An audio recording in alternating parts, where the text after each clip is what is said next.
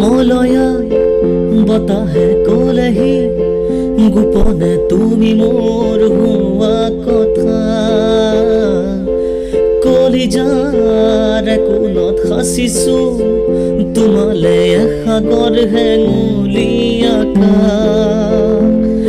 আকাশ আকাশ লগা তোমাৰ মৰম পাবলে আছো যে মই ৰৈ ফাগুন ফাগুন লগা তোমাৰ পৰশ লবলে আছো যে মই ৰৈ ৰৈ ৰৈ। নমস্কাৰ, মহুমি কৌশিক এইখিনিতে জনাবলৈ পাই সুখী হৈছোঁ।